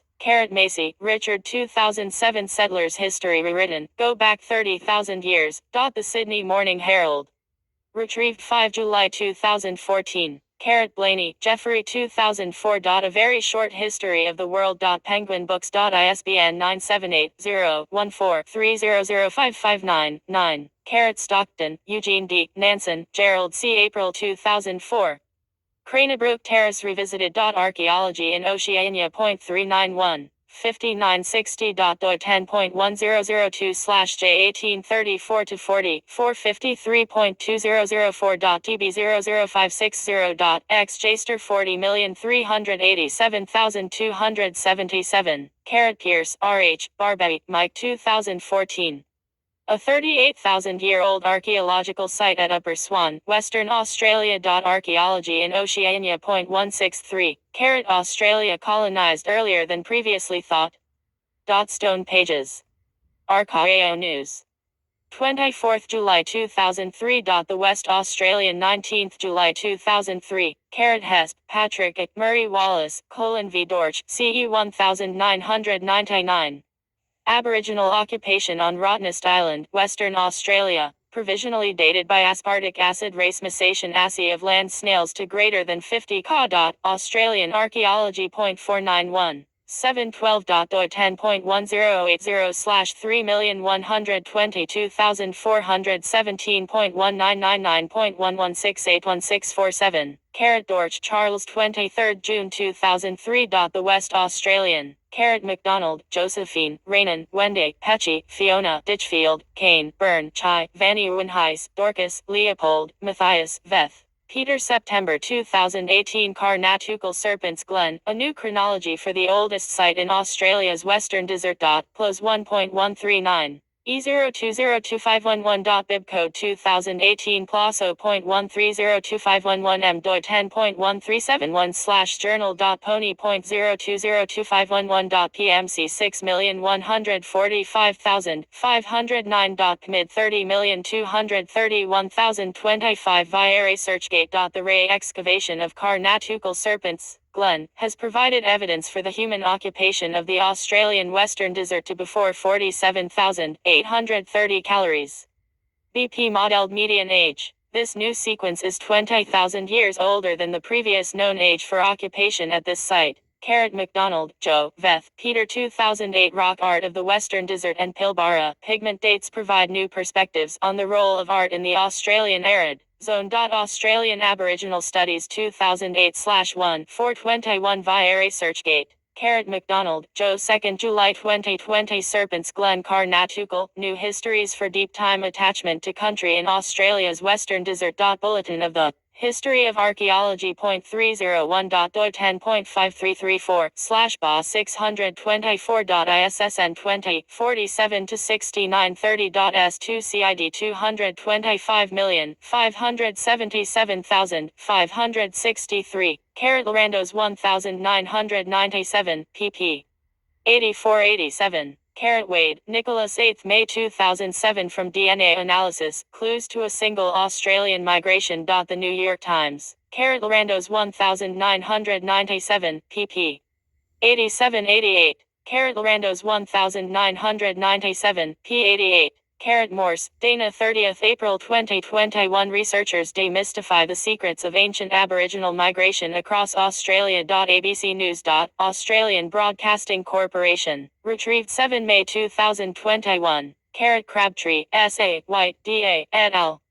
29th April 2021. Landscape rules predict optimal superhighways for the first peopling of Sahel. Nature Human Behavior. 510, 1303 1313. Doi 10.1038/S41562-021-01106-8. Mid 33,927,367. S2 CID 233,458,467.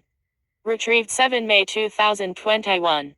Almost all living people outside of Africa trace back to a single migration more than 50,000 years ago. www.science.org. Retrieved 19 August 2022. Yang, Melinda A. 6 January 2022. A Genetic History of Migration, Diversification, and Admixture in Asia. Human Population Genetics and Genomics. 21, 132.doi 10.47248/HPGG 2,202,010,001.ISSN 2770-5005. Genetics and material culture support repeated expansions into Paleolithic Eurasia from a population hub out of Africa. Vallini et al. 2022 April 4, 2022 quote, taken together with a lower bound of the final settlement of Sahel at 37 Kaya, it is reasonable to describe Papuans as either an almost even mixture between East Eurasians and a lineage basal to West and East Eurasians, which occurred sometimes between 45 and 38 Kaya, or as a sister lineage of East Eurasians with or without a minor basal or Zua contribution. We here chose to parsimoniously describe Papuans as a simple sister group of Tianuan, cautioning that this may be just one out of 6 equifinal possibilities. Genetics and material culture support repeated expansions into Paleolithic Eurasia from a population hub out of Afri. Vallini et al. 2021 October 15, 2021, quote, taken together with a lower bound of the final settlement of Sahel at 37 Kaya, the date of the deepest population splits, estimated by 1, it is reasonable to describe Papuans as either an almost even mixture between East Asians and a lineage basal to West and East Asians occurred sometimes between 45 and 38 Kaya, or as a sister lineage of East Asians with or without a minor basal or Zua contribution. Genomic Insights into the Human Population History of Australia and New Guinea, University of Cambridge, Bergstrom et al. 2018.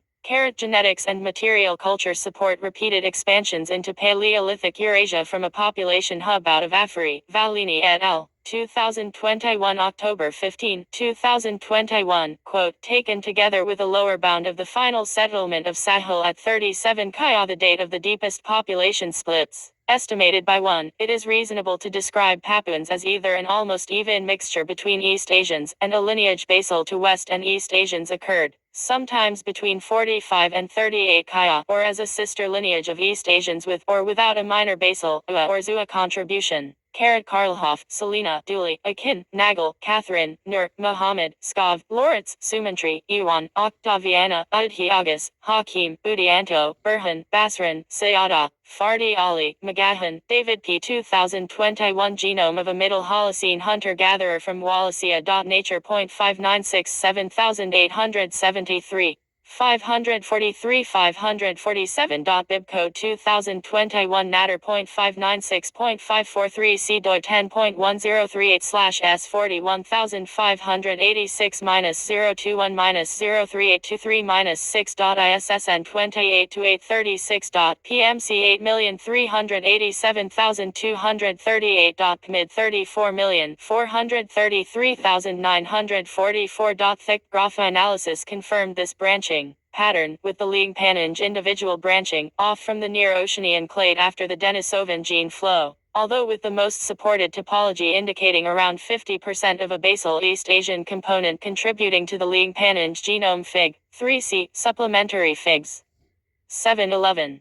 Wind Shuttle, Keith, Gillen, Tim. June 2002. The extinction of the Australian pygmies.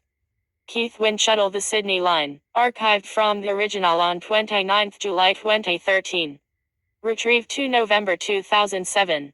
Wind Shuttle, Keith 2002. The Fabrication of Aboriginal History, Volume 1, Van Diemen's Land 1803-1847. Macleay Press.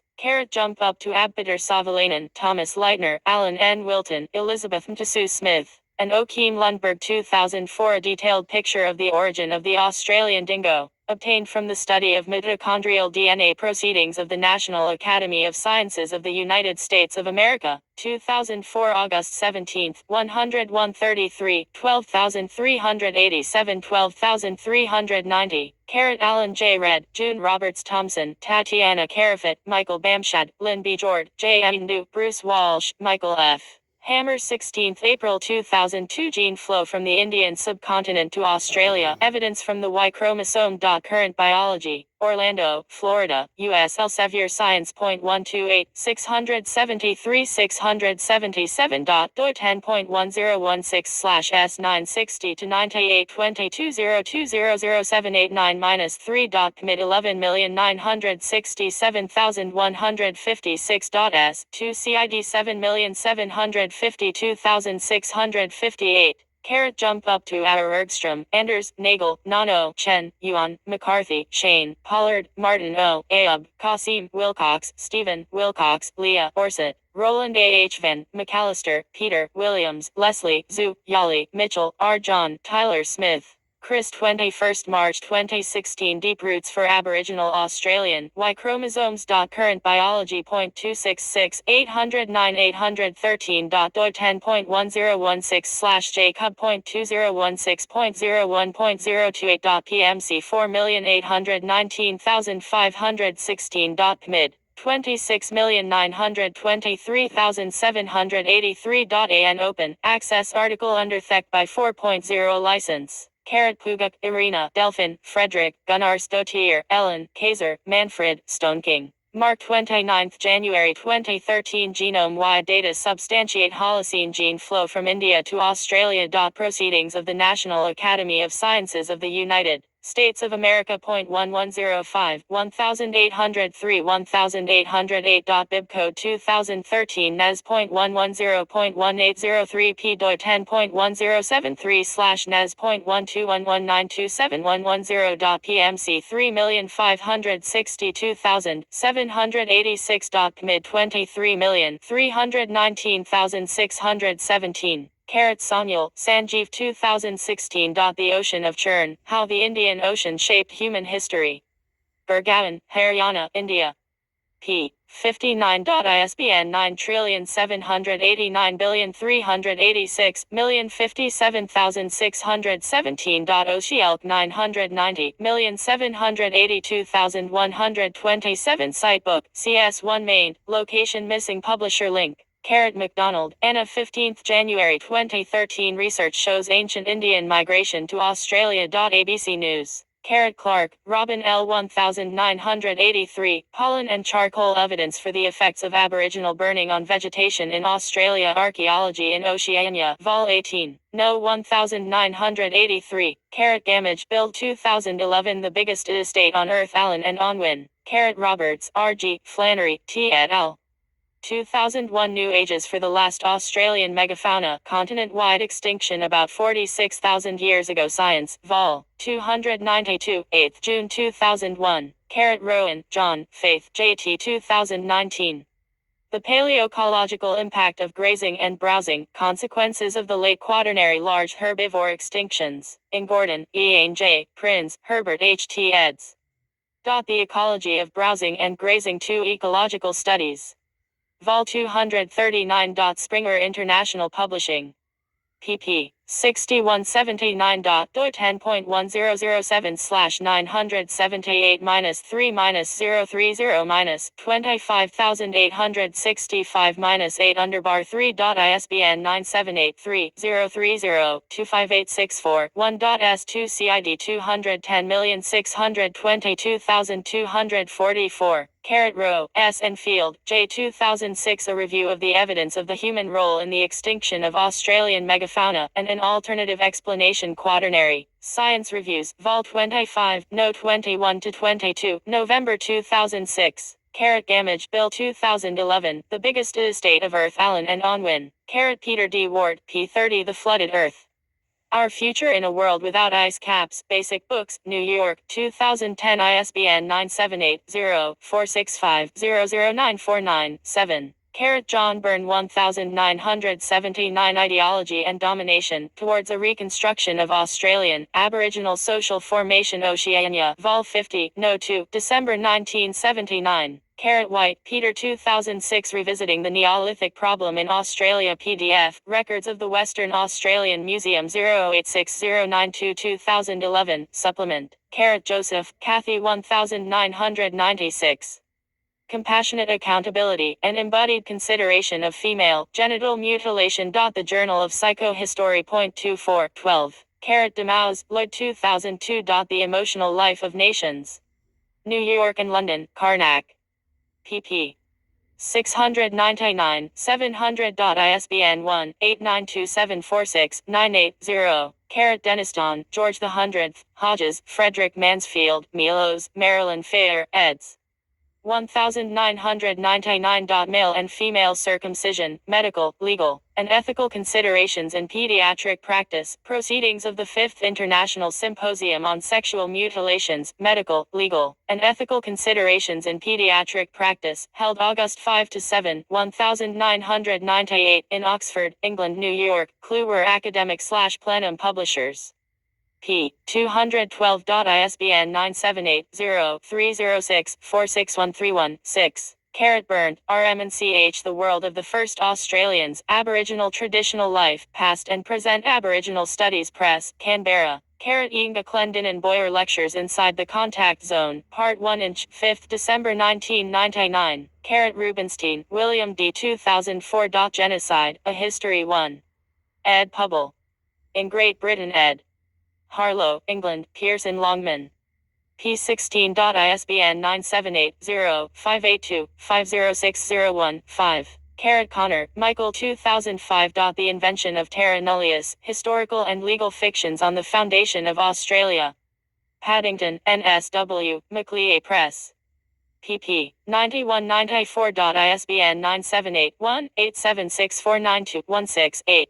Neil Thompson, p. 153. Indigenous Australia, Indigenous Health and James Jupp ed. The Australian People, an Encyclopedia of the Nation, Its People and Their Origins, Cambridge University Press, 2001. ISBN 0-521-80789-1. This article says the likely Aboriginal population of Australia in 1788 was around 750,000 or even over a million. There was also a chart from the Australian Bureau of Statistics experimental projections of the Aboriginal and Torres Strait Islander population, Canberra, ABS, 1998, with estimated populations for each state and for Australia as a whole total being 418,841. Epidemics of smallpox occurred in 1789 and 1829-31.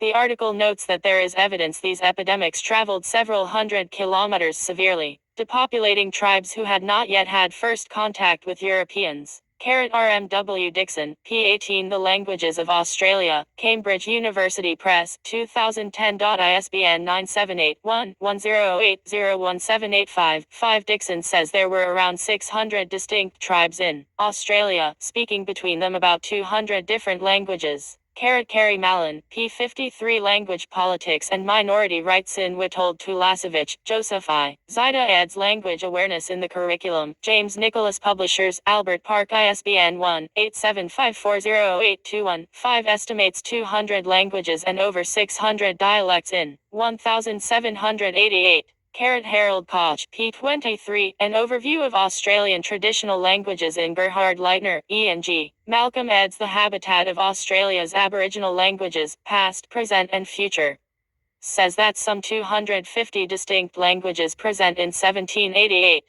Russell, Denise 2004. Aboriginal Moccasin Interactions in the 18th and 19th Centuries in Northern Australia and Contemporary Sea Rights. Claims PDF. Australian Aboriginal Studies. Australian Institute of Aboriginal and Torres Strait Islander Studies 1, 6-7. Retrieved 6 April 2012. Burnt, Ronald Murray, Burnt, Catherine Helen 1954. Arnhem Land, Its History and Its People. Volume 8 of Human Relations Area Files, Merngen. F.W., Cheshire. P34. Needham, Joseph 1971. Science and Civilization in China. Vol. 4. Cambridge University Press. P538. ISBN 0-521-07060-0. Jonathan Gornall 29th May 2013. Were the African coins found in Australia from erect Arab dhow?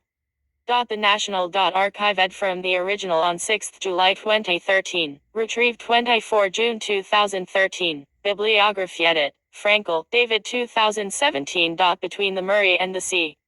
Aboriginal Archaeology in Southeastern Australia. Sydney University Press. ISBN 978-1-7433-2552-0. Blaney, Jeffrey 1976. Triumph of the Nomads, History of Ancient Australia. Palgrave Macmillanic. ISBN 978-1-349-02423-0. Randos, Harry 1997. Continent of Hunter-Gatherers, New Perspectives in Australian Prehistory. Cambridge University Press. ISBN 978-0-521-35946-7. Mulvaney, DJ 1969. The Prehistory of Australia. London, Thames and Hudson. Mulvaney, John Kaminga, Johann 1999. Prehistory of Australia.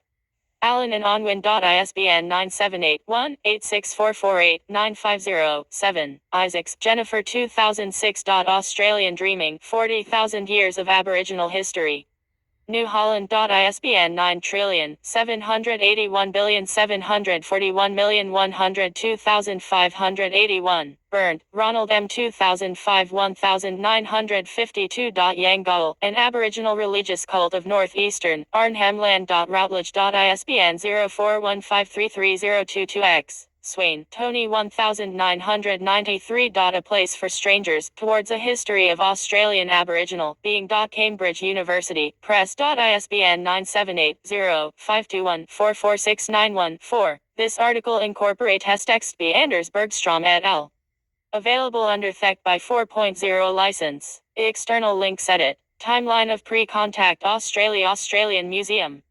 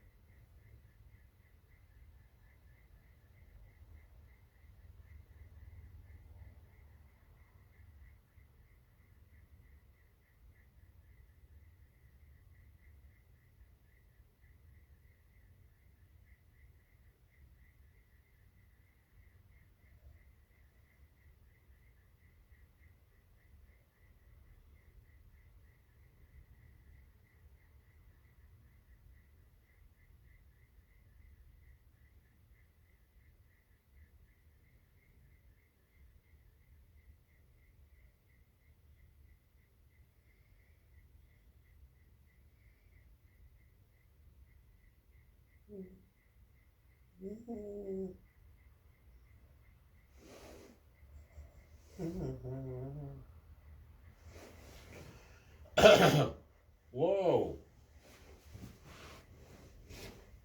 Terminó, Mauricio.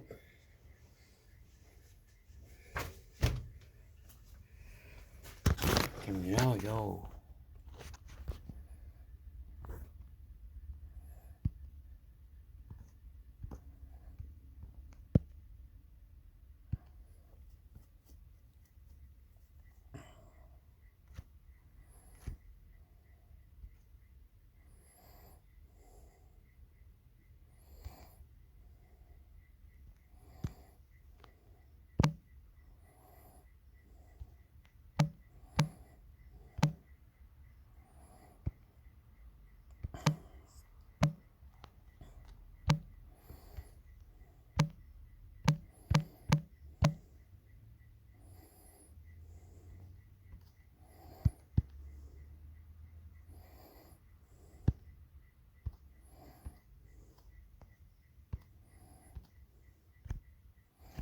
Original music, AWS. Right there on it too. How do you do that? Here, that. Aboriginal Tasmanians Wikipedia. Aboriginal Tasmanians Palawa Kani Palawa Urpakana are 5 Aboriginal people off the Australian island of Tasmania, located south of the mainland. For much of the 20th century, the Tasmanian Aboriginal people were widely, and erroneously, thought of as being an extinct, cultural and ethnic group that had been intentionally exterminated by white settlers. Contemporary figures 2016 for the number of people of Tasmanian Aboriginal descent vary according to the criteria used to determine this identity, ranging from 6,000 to over 23,000. First arriving in Tasmania, then a peninsula of Australia, around 40,000 years ago. Citation needed. The ancestors of the Aboriginal Tasmanians were cut off from the Australian mainland by rising sea levels c. 6000 BC. They were entirely isolated from the outside world for 8,000 years until European contact. Before British colonization of Tasmania in 1803, there were an estimated 3,015,000 Palawa. The Palawa population suffered a drastic drop in numbers within 3 decades, so that by 1835 only some 400 full-blooded Tasmanian Aboriginal people survived, most of this remnant being incarcerated in camps where all but 47 died within the following 12 years. No consensus exists as to the cause, over which a major controversy arose. The traditional view, still affirmed, held that this dramatic demographic collapse was the result of the impact of introduced diseases, rather than the consequence of policy. C. Geoffrey Blaney, for example, wrote that by 1830 in Tasmania, disease had killed most of them, but warfare and private violence had also been devastating.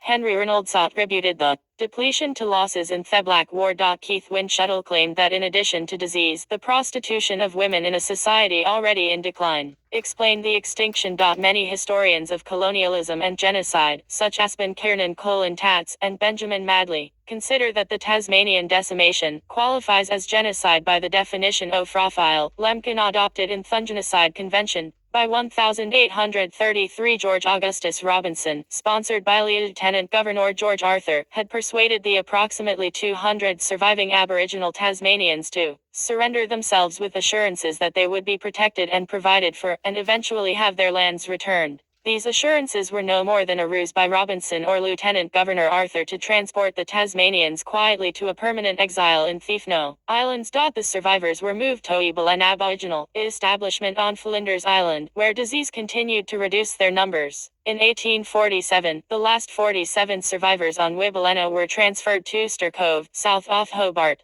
2 individuals, Trugunini 1812-1876, and Fanny Cochrane Smith 1834-1905, are separately considered to have been the last people solely of Tasmanian descent. If the complete Aboriginal Tasmanian language have been lost, research suggests that the languages spoken on the island belong to several distinct language families. Some original Tasmanian language words remained in use with Palawa people in Thifno Islands, and there are some efforts to reconstruct a language from the available word lists. Today, some thousands of people living in Tasmania describe themselves as Aboriginal Tasmanians. since a number of Palawa women bore children to European men in the Furneaux Islands and mainland Tasmania. As of 2017, in order to be recognized as a Tasmanian Aboriginal, one needs only self-identification and communal recognition. History. Before European settlement, people crossed into Tasmania approximately 40,000 years ago via Allen Bridge between the island and the rest of mainland Australia during Thelist Glacial period. Genetic studies show that once the sea level rose to flood Thebajan Plain, the island's population was isolated for approximately 8,000 years, until European exploration in the late 18th and early 19th centuries. Until the 1980s, it was thought that Tasmania was only occupied relatively recently, but the discovery of 19,000-year-old deposits at Kutikina or Fraser Cave demonstrated the Ice Age occupation of the highlands. In 1990, archaeologists excavated material in the Warreen Cave in the Maxwell River Valley of the Southwest, proving Aboriginal occupation from as early as 34,000 BP, making Aboriginal Tasmanians the southernmost population in the world during the Pleistocene era. Digs in southwest and central Tasmania turned up abundant finds, affording the richest archaeological evidence from Pleistocene Greater Australia from 35,000 to 11,000 BP. 23. Migration chronology. Tasmania was colonized by successive waves of Aboriginal people from southern Australia during glacial maxima, when the sea was at its lowest. The archaeological and geographic record suggests a period of drying during the colder glacial period, with a desert extending from southern Australia into the midlands of Tasmania, with intermittent periods of wetter, warmer climate. Migrants from southern Australia into peninsular Tasmania would have crossed stretches of seawater and desert, and finally found oases in the King Highlands, now King Island. The archaeological, geographic and linguistic record suggests successive waves of occupation of Tasmania, and coalescence of three language groups into one broad group. Colonial settlers found two main language and ethnic groups in Tasmania upon their arrival: the Western Nara and Eastern Mara. The admixture of Nara toponyms, place names, in the Eastern Territory of Themara languages seem to be a relic of ancient conquests, mirroring the hostilities during colonial times. Pleistocene Palawa language group, the first ethnic and language group in Tasmania, absorbed or displaced by successive invasions, except for remnant group on Tasman Peninsula. Absorbed population in eastern Tasmania combined with Victorian speakers to form a language group across broader eastern Tasmania. Furneaux speakers displace Palawa in northeast Tasmania as far south as Orford. Themselves disappear or are absorbed into Themara language group, a composite of Pleistocene Palawa, Furneaux, and Victorian Nara speakers invade, but are pushed back to western Tasmania. Correlates with Western Nation of Tasmanian Aboriginal people. Citation needed. After the sea rose to create Bass Strait, the Australian mainland and Tasmania became separate land masses, and the Aboriginal people who had migrated from mainland Australia became cut off from their cousins on the mainland. Archaeological evidence suggests remnant populations on Theking and Fnoaks Islands were stranded by the rising waters, later to die out. Early European contact. Abel Jansen Tasman, credited as the first European to discover Tasmania in 1642, and who named it Van Diemen's Land, did not encounter any of the Aboriginal Tasmanians when he landed.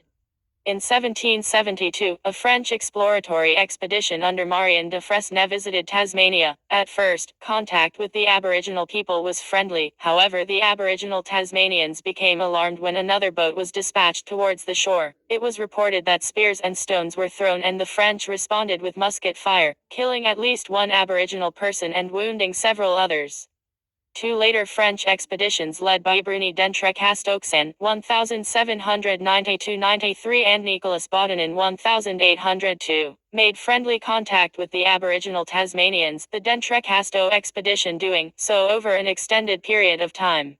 Their resolution under Captain Tobias Furneaux, part of an expedition, led by Captain James Cook, had visited in 1773, but made no contact with the Aboriginal Tasmanians, although gifts were left for them in unoccupied shelters found on Bruny Island. The first known British contact with the Aboriginal Tasmanians was on Bruny Island by Captain Cook in 1777. The contact was peaceful. Captain William Bligh also visited Bruny Island in 1788 and made peaceful contact with the Aboriginal Tasmanians, contact with sealers, and the formation of the Bass Strait community. More extensive contact between Aboriginal Tasmanians and Europeans resulted when British and American seal hunters began visiting the islands in Bass Strait as well as the northern and eastern coasts of Tasmania from the late 1790s. Shortly thereafter, by about 1800, sealers were regularly left on uninhabited islands in Bass Strait during the sealing season November to May. The sealers established semi-permanent camps or settlements on the islands, which were close enough for the sealers to reach the main island of Tasmania in